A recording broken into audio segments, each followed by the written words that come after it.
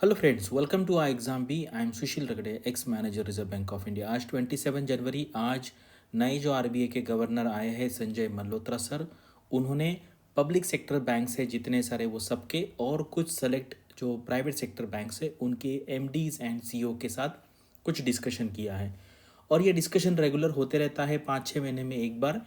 लेकिन कभी कभी क्या होता है, कुछ कंसर्न्स आते हैं, कुछ रिस्क दिखती है आगे आने वाले टाइम में, इसीलिए फिर वो मीटिंग होती है। अगर आपने देखा होगा, आज मीटिंग होने के टाइम पे ही गवर्नर ने, आरबीआई ने ऐसा डिसीजन लिया है कि लिक्विडिटी थोड़ी सी इन्फ्यूज़ की है सिस्टम में। नियर अबाउट 1.5 लाख के आसपास करोड़ की वो लिक्विडिटी है। और अभी आपको पता है कि अगले महीने में जो एमपीसी की मीटिंग होने वाली है, उसके लिए कुछ ये सिग्नल है कि आरबीआई आगे आने वाले टाइम में क्या कर सकते। तो चलो देखते हैं यहाँ पे क्या क्या डिस्कस हुआ है। ऐसी चीज़ें बहुत इंपॉर्टेंट होती है। अगर आप कोई इंटरव्यू दे रहे हैं, अभी बैंक का इंटरव्यू चालू होगा, इंश्योरेंस कंपनी का इंटरव्यू चालू होगा, तो आपको ये डेवलपमेंट सारी पता होनी चाहिए। तो चलो यहाँ पे वीडियो स्टार्ट करते हैं। तो ये देखो, आज का ही न्यूज़ है। तो यहाँ पर लिखा हुआ है कि गवर्नर का नाम नहीं लिखा है, क्योंकि गवर्नर ये पोस्ट होती है। अगर आप यहाँ पे देखा तो यहाँ पे नाम ऐसा नहीं लिखा है गवर्नर सर का।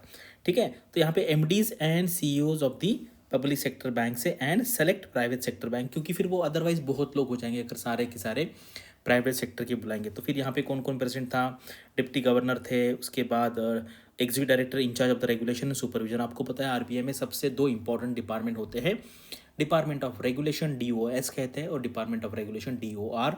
यहाँ पर जो ग्रेड बी डीआर होते हैं उनको यहाँ पे काम करना होता है। मैंने भी इसी डिपार्टमेंट में काम किया है और ये बहुत क्रीम डिपार्टमेंट होता है। यहाँ पे आपको जितना सारा नॉलेज है बैंकिंग का वो सारा यूज़ करना होता है। मैंने कम से कम 30-35 बैंकों का इंस्पेक्शन किया है, तो इसलिए मुझे बैंक की बैलेंस शीट है, प्रॉफिट एंड लॉस है, वो सारी चीज़ें अच्छी तरीके से पता चल गई थी उस टाइम पे। और लास्ट जो मीटिंग हुई थी वो 3 जुलाई को हुई थी। उसके बाद डायरेक्टली अभी 2025 में 27 जनवरी को ये मीटिंग हो।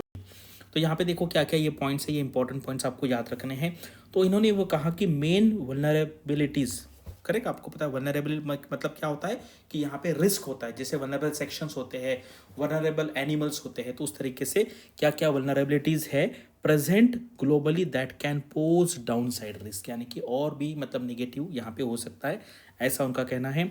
अभी financial stability, deepening financial inclusion करना है। आपको पता है पहले ऐसा था, मतलब पहले के गवर्नर फाइनेंशियल इंक्लूजन के बारे में इतना बात नहीं करते थे, क्योंकि हमें ऐसा लगता है कि हो गया। लेकिन ये गवर्नर सर ने आते ही ये मतलब स्टांस लिया है कि भाई अभी तक फाइनेंशियल इंक्लूजन पूरा नहीं हुआ है, अभी हमें और भी बहुत सारा कुछ करना बाकी है। इम्प्रूव डिजिटल लिटरेसी है, enhance availability and affordability of credit होना चाहिए। उसके बाद स्ट्रेंथन कस्टमर सर्विस है, ग्रीवेंस रिड्रेसल मैकेनिज्म है। आपको पता है अभी अम्बुड्समैन का रिपोर्ट आया है, छोटा रिपोर्ट है, 40-45 पेज का रिपोर्ट है। आपको जस्ट गो थ्रू करना है, 1-2 घंटे में आप जा सकते, काफ़ी इंसाइट्स आपको मिलेंगी। Continue to invest in technology, technology बहुत इंपॉर्टेंट है। उसके बाद ही flag rise in the digital frauds बहुत सारे हो रहे हैं।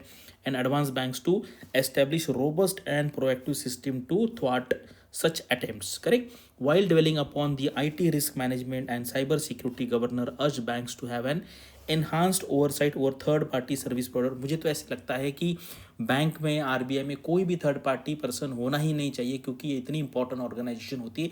यहाँ पे भाई वो क्लास 1 हो, 2 हो, 3 हो, 4 हो, कंसल्टेंट कोई अपॉइंट करने की ज़रूरत नहीं है। सारे के सारे परमानेंट एम्प्लॉयज़ होने चाहिए, अदरवाइज ऐसे ही इनसे बहुत रिस्क आता है। तो यहाँ पे उन्होंने मेंशन किया है, for mitigating the risk emanating from them, the need for RBI and banks to work together closely was emphasized and suggestions were sought from the banks on enhancing the ease of doing business। आपको पता है हमारा जो government है उनका बहुत focus है ease of doing business में। अभी यहाँ पे अगर आपको आरबीआई में जाना है तो इस साल जो आरबीआई का ग्रेड ए का या ग्रेड बी का जो रिक्रूटमेंट होगा, उसके लिए हमारा पहला जो एक्सक्लूसिव का बैच है वो पहले ही स्टार्ट हो चुका है। अभी नया जो बैच है वो इस महीने के 30 जनवरी से स्टार्ट होने वाला है।